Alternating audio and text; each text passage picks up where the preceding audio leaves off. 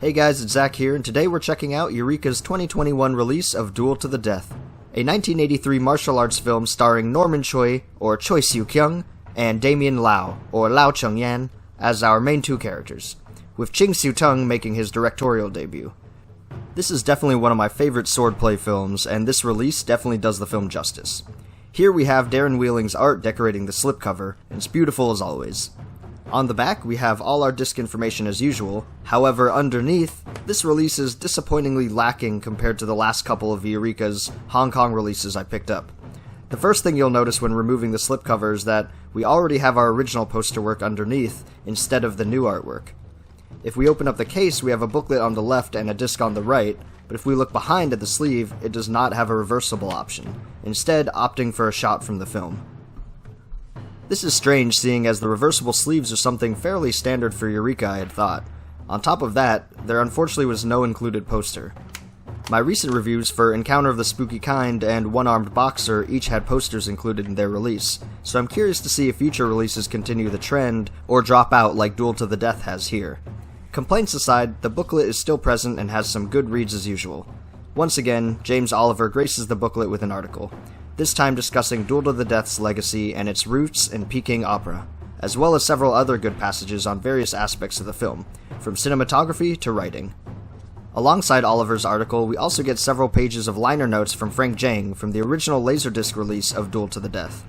A pretty neat inclusion, he primarily discusses the various ways director Ching Siu-tung worked to make his vision for the film a reality, from casting to choreography. The booklet otherwise has good several photos and posters, I especially like the ones on the back here.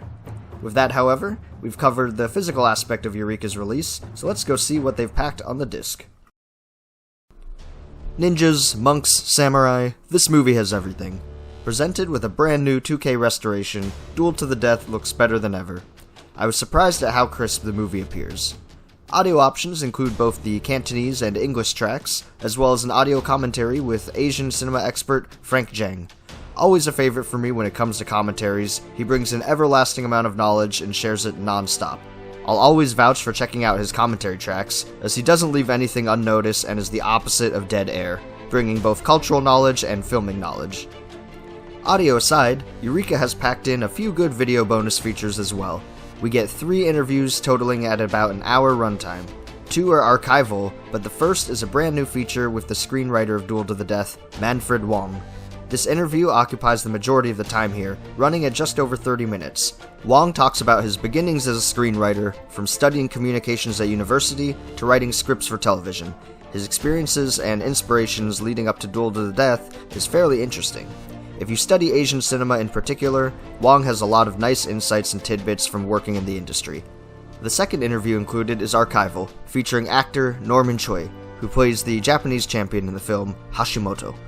He shares his experiences growing as an actor and as a stuntman, eventually leading up to Duel to the Death.